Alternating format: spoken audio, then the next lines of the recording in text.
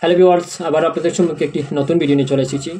আজকের ভিডিওতে আমি বলবো ক্রেডিট কার্ড বিষয় নিয়ে। ক্রেডিট কার্ড কি, ক্রেডিট কার্ড নিলে কি হয়, ইএমআই বিষয় নিয়ে, এবং ক্রেডিট কার্ড যদি নেন আপনি কি সুবিধা পাবেন, কি লোকসান হবে আপনার, এই বিষয় নিয়ে আমি এই ভিডিওতে বলবো। তো ভিডিওটি সম্পূর্ণ দেখবেন। এই রিলেটেড ভিডিও পাওয়ার জন্য আমার চ্যানেলটি সাবস্ক্রাইব করে রাখবেন। যদি আপনার বয়স 21 বছর হয়ে থাকে তাহলে আপনি ক্রেডিট কার্ড নিতে পারেন। প্রথমে আমি সুবিধা কী কী সুবিধা এই বিষয় নিয়ে আমি আলোচনা করে নিই। ক্রেডিট কার্ড যদি নিয়ে থাকেন আপনার সিভিল আপনার বাড়তে থাকবে। আপনি যদি ভালো ভালো লেনদেন করে থাকেন আপনাদের সিভিলটা বাড়তে থাকবে। এবং ক্রেডিট কার্ড যদি নেন আপনারা, যেমন ধরে আপনি একটা মোবাইল কিনবেন, এই মোবাইলটি আপনি যদি ক্রেডিট কার্ড দিয়ে কিনতে পারেন তাহলে অফার পেতে পারেন, ভালো ভালো অফার পেতে পারেন। বা ক্রেডিট কার্ড কিনে আপনার ইএমআইতে কিনতে পারেন, ইএমআইতে কনভার্ট করতে পারেন।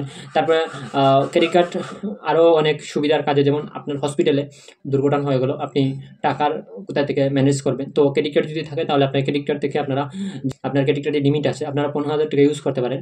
1 মাসের ভিতরে আপনি এটা রিটার্ন, আপনার ইন্টারেস্ট লাগবে না। যদি না দিতে পারেন তাহলে ইএমআইতে কনভার্ট করতে পারেন। 6 মাস, 12 মাস, 9 মাস ইএমআই কনভার্ট করতে পারেন, আপনাদের ভালো সুবিধা। এবং ক্রেডিট কার্ড আপনার থাকলে আরও সুবিধা, যেমন আপনি ক্রেডিট কার্ড দিয়ে রিচার্জ করতে পারেন। আপনার ক্রেডিট কার্ডে যদি ইউপিআই সার্ভিস থাকে তাহলে আপনি গুগল পে এবং ফোনপে এবং পেটিএম ইউপিআই অ্যাপসের মাধ্যমে আপনি ইউপিআই করতে পারেন যে কোনো জায়গায়। এই কার্ডটি যদি আপনি নেন, যদি ক্রেডিট কার্ড নেওয়ার পরে আপনি ইএমআই কনভার্ট করতে পারবেন এবং এই কার্ডটি আপনি ভালো ভালো অফার বা ক্যাশব্যাক আপনি লাভ করতে পারেন। তো এবার বলছি এই কার্ডের লোকসান কী। তো এই কার্ড যদি নিয়ে থাকেন আপনারা, যদি যেমন 15,000 অর্থাৎ 15,000 টাকা যদি এই কার্ডে লিমিট থাকে, আর আপনারা যদি 15,000 থেকে আপনারা বেশি যদি ইউজ করে থাকেন তো আপনারা চার্জ দিতে হবে।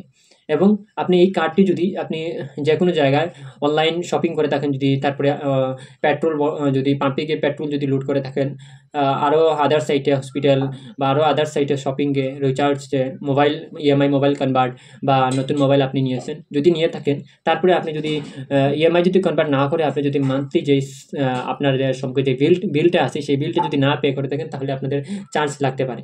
তো যেই ব্যাংকের নেবেন সেই ব্যাংকের, যেমন Indian bank, bank of Baroda, SBI bank, Punjab national bank, HDFC bank, ICICI bank, Axis bank, সব ব্যাংকের আলাদা আলাদা কার্ডের আলাদা আলাদা চার্জেস আছে। আপনারা সেই ব্যাংকের অফিসিয়াল ওয়েবসাইটে গিয়ে আপনারা কার্ডের লিস্টগুলো দেখতে পারেন, ক্রেডিট কার্ডের লিস্ট, কোন ক্রেডিট কার্ডে কী কী চার্জ, কীরকম চার্জ আছে। কারণ সব ক্রেডিট কার্ডে সেম চার্জ থাকে না, সব ক্রেডিট কার্ডে সমান চার্জ থাকে না। তো আপনারা ক্রেডিট কার্ডের বিষয়ে পুরোপুরি জানতে হলে আপনারা যে কোনো ব্যাংকের যে কোনো ক্রেডিট কার্ড ওয়েবসাইটে গিয়ে, অফিসিয়াল ওয়েবসাইটে গিয়ে, ব্যাংকের অফিসিয়াল ওয়েবসাইটে গিয়ে আপনারা সেই কার্ডের বিবরণগুলো জানতে পারেন। যদি আপনারা ইএমআই কনভার্ট করে থাকেন তাহলে সময় মতো যদি পে করে থাকেন, আর যদি কার্ডটি আপনি ভালোভাবে যদি ইউজ করে থাকেন তাহলে আপনার সিভিল স্কোর আপনার ভালো থাকবে। আর যদি ইএমআই সময় মতো না দিতে পারেন আর ভালোভাবে যদি আপনি কার্ডটি ইউজ করতে না পারেন তাহলে আপনার সিভিল স্কোরটা ডাউন হওয়ার অনেক সম্ভাবনা থাকে। আর সিভিল স্কোর ডাউন তাড়াতাড়ি হয়, কিন্তু সিভিল স্কোরটা বাড়া অনেক কঠিন। তো যেহেতু আপনারা যদি ক্রেডিট কার্ড নিয়ে থাকেন তাহলে এই বিষয়টি লক্ষ্য করবেন।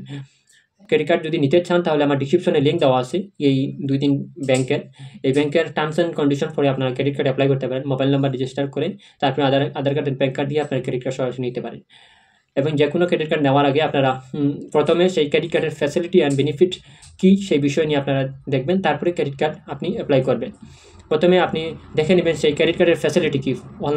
অনলাইন শপিং করলে সেই ক্রেডিট কার্ডে কতটুকু মূল্য, কতটুকু ক্যাশব্যাক পাওয়া যাবে, এবং ক্রেডিট কার্ডের চার্জ এই বিষয় নিয়ে চার্জ অ্যানুয়াল মেনটেন্যান্স চার্জ আছে কি না নাই, তারপরে আপনার যেই কত টাকা আপনি যদি ডিউ পেমেন্ট থাকে আপনি মিনিমাম ব্যালেন্স কত পে করতে পারেন, ডিউ পেমেন্ট, এই বিষয় নিয়ে আপনার সম্পূর্ণ তথ্য আপনি সেই কার্ড নেওয়ার আগে আপনি যাচাই করে নেবেন। এবং কার্ড নেওয়ার আগে আপনি একবার কাস্টমার কেয়ারে ফোন করে আপনারা বিবরণগুলো জেনে তারপরে কার্ডগুলো আপনি অ্যাপ্লাই করবেন। তো আজকের ভিডিওটি এতটুকু। আবারও আমি নেক্সট ভিডিও আপলোড করব ক্রেডিট কার্ড বিষয় নিয়ে এবং কীভাবে অ্যাপ্লাই করবেন। তো আমার এই চ্যানেলটি সাবস্ক্রাইব করে রাখবেন নতুন ভিডিও পাওয়ার জন্য। চ্যানেলটি সাবস্ক্রাইব করে রাখবেন। আর এই ভিডিওটি যদি ভালো লেগে থাকে তাহলে একটি লাইক করবেন। এই ভিডিওটি যদি ভালো লেগে তাহলে এই ভিডিওটি আপনাদের বন্ধুবান্ধবদেরকে শেয়ার করবেন এবং নতুন ভিডিও পাওয়ার জন্য সাবস্ক্রাইব করবেন। আবার পরবর্তী ভিডিওতে দেখা হবে।